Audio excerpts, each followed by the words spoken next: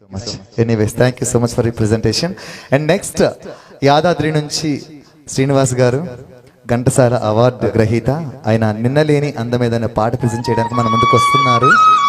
పాట కోసం ఎంత దూరమైనా సరే ప్రయాణించాలి అని తెలుసుకోవాలంటే ఇలాంటి వాళ్ళని చూస్తే ఖచ్చితంగా అర్థమవుతుంది. Welcome sir. ఒకసారి గట్టిగా చప్పట్లు కొడితే ఆయన కొంచెం హుషారు వస్తుంది. పాట ఇంకా బాగా ప్రెజెంట్ చేస్తారు.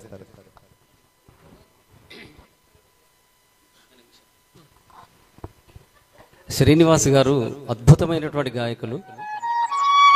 ఘంటసాల మాస్టర్ యొక్క ఆ వాయిస్ని పుణికిపుచ్చుకున్నటువంటి అతి కొద్ది మంది గాయకులలో తను ఒకరు.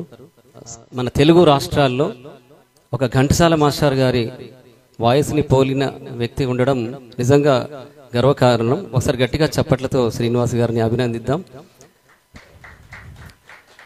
ఆ తర్వాత అనేక అవార్డులు ఎన్నెన్నో పొంది ఎప్పుడూ నిత్యం అనేక కార్యక్రమాల్లో బిజీగా ఉంటూ చాలా మంచి పేరు తెచ్చుకున్నటువంటి శ్రీనివాస్ గారు మన ప్రాజ్ఞిక ఫౌండేషన్లో కూడా చాలా బిజీగా అప్పటి వరకు పాడారు.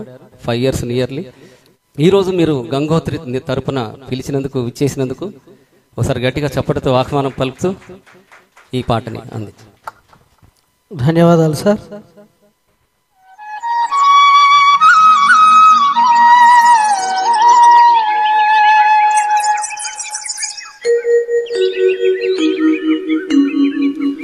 నిన్నలేని అందమేదో నిదురలేచెనెందుకో,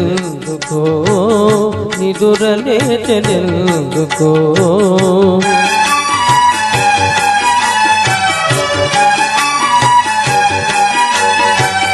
తెలియరాని రాగమేదో తీగ సాగెనెందుకో, తీగ సాగెనెందుకో, నాలో నిన్నలేని అందమేదో నిదురలేచెనెందుకో, నిదురలేచెనెందుకో.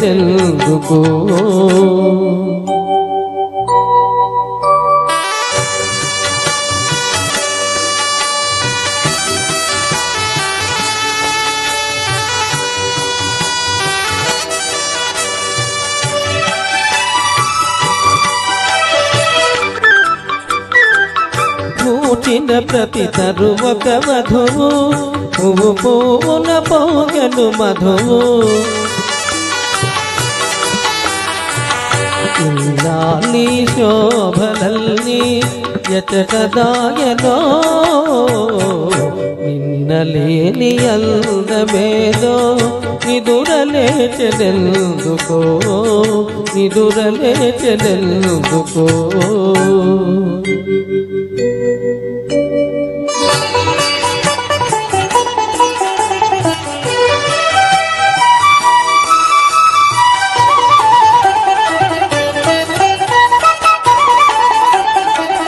తెలినురుగుల నవ్వులు కాగా, తెలయేరులు కులుకుతురాగా,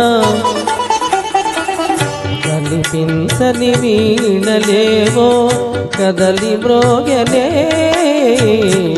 నిన్నలేని అందమేదో నిదురలేచెనెందుకో, నిదురలేచెనెందుకో.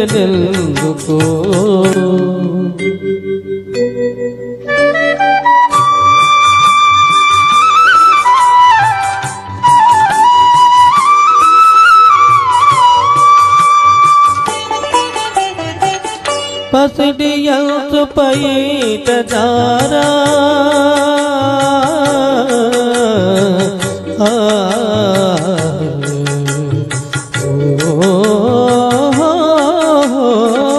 పసిడి యంసు పైట జారా, పయనించే మేఘబాల, అరుణ కాంతి సోకగానే పరవశించనే, నిన్నలేని అందమేదో నిదురలేచెనెందుకో, నిదురలేచెనెందుకో.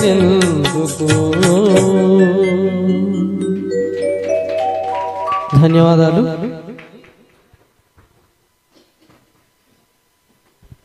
సార్ ఒక్కసారి ఆగండి సార్.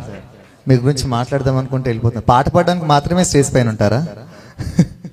సార్ నాకు ఒకటి అనిపించింది సార్, మీరు ఏమనుకున్నా సరే ఒక పాటని ఒక నియమాలు నిబద్ధత ఇలాంటివన్నీ పెట్టుకొని పాడితే, డిసిప్లైన్డ్గా పాడితే ఎలా ఉంటుందో అలాగ అనిపించింది సార్ నిజంగా.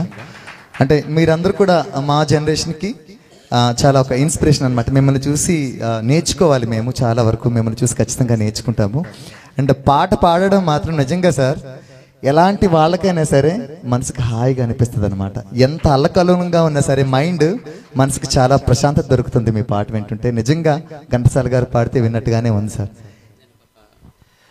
యాక్చువల్గా అప్పుడు ఒక ఐ థింక్ 2018 ఫిబ్రవరిలో రవీంద్ర భారతిలో ప్రాజ్ఞిక ఫౌండేషన్ నుంచి సీల్వెల్ కార్పొరేషన్ నుంచి చేసిన ప్రోగ్రాంలో ఆచార్య ఆత్రేయ గారి అవార్డు చంద్రబోస్ గారికి ప్రజెంట్ చేసేటువంటి కార్యక్రమానికి ఇన్వైట్ చేయడానికి మేమిద్దరం వెళ్ళాము. వెళ్ళిన తర్వాత అందులో శ్రీనివాస్ గారు కూడా ఘంటసాల గాన కౌముది అనే బిరుదుతో గౌరవంగా సత్కరించాము. అప్పటి స్పీకర్ మధుసూదనాచారి గారితో, తెలంగాణ రాష్ట్ర స్పీకర్ గారి సమక్షంలో. అయితే నేను ఇక్కడ చెప్పబోయేది ఆ అవార్డు గురించి కాదు. అక్కడ ఇంటికి వెళ్ళి మేము ఇన్వైట్ చేయడానికి వెళ్ళినప్పుడు శ్రీనివాస్ గారు ఒక శ్లోకం, భగవద్గీత శ్లోకాలు 1-2 పాడగానే తను పరవశించిపోయి ఆయన అంత పరిగెత్తి వెళ్ళిపోయారనమాట. లోపలికి వెళ్ళిపోతుంటే ఏంటి ఇలా పరిగెడుతున్నారు, ఇంత మంచి పాట పాడుతుంటే, శ్లోకాలు పాడుతుంటే అనుకుంటే అక్కడ వెంటనే వెళ్ళి అతను ఒక పెద్ద షాల్ తీసుకొచ్చేసి అలా వెళ్ళి సత్కరించి ఇంట్లోనే 2 చేతులతో నమస్కరించాడు. అంత విశేషమైనటువంటి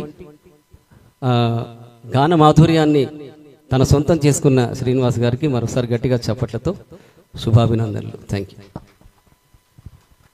ఈ గొప్పతనం అంతా నాది కాదు, ఘంటసాల మాస్టర్ గారిది. ఎందుకంటే ఆయన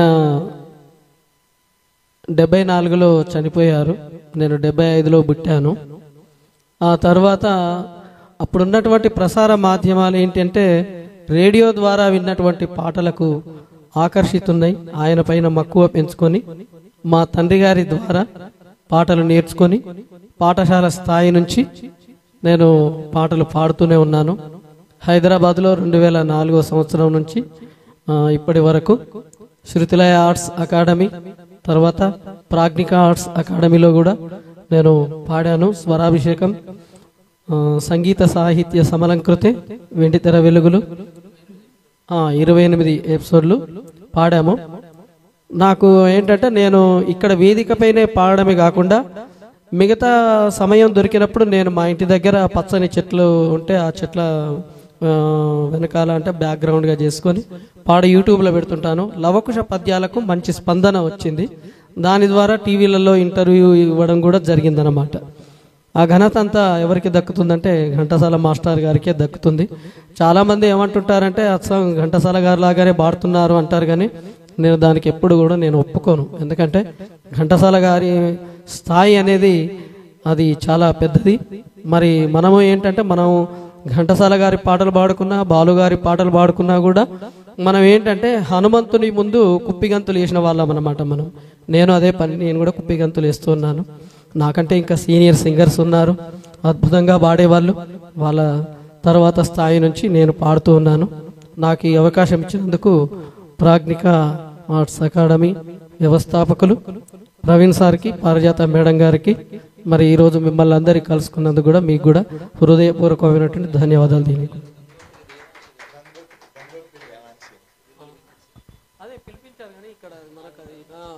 మనకు ఏంటంటే ఇది మనకు బ్యానర్ కాకుండా మనకు అది డిజిటల్లో వస్తుంది కాబట్టి గంగోత్రి సంస్థకి కూడా, అదేవిధంగా సిల్వెల్ కార్పొరేషన్ సుబ్బారావు సార్కి కూడా హృదయపూర్వకమైనటువంటి ధన్యవాదాలు తెలియజేస్తున్నాను. నాకు 20 సంవత్సరాల నుంచి అవకాశం కల్పిస్తున్నటువంటి ఆమని మేడం గారికి కూడా హృదయపూర్వకమైనటువంటి ధన్యవాదాలు తెలియజేసుకుంటున్నాను. Thank you so much sir. ఇలానే మమ్మల్ని ఎంటర్టైన్ చేస్తూ ఉండాలని మనస్ఫూర్తిగా కోరుకుంటున్నాము. And next